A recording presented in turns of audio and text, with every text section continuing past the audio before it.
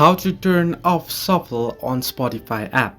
Hello everybody, welcome back to the channel. Today I'll guide you on how you can turn off your shuffle on Spotify app.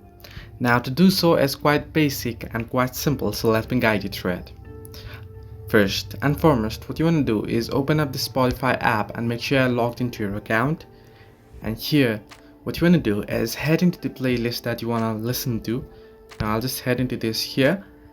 Now here you'll be able to find this shuffle icon right there on the screen. You can see, if you can't recognize it, it's the one that you can see the crossed arrows beside the play icon, the green play icon that you can see at the middle of the screen at the right hand side.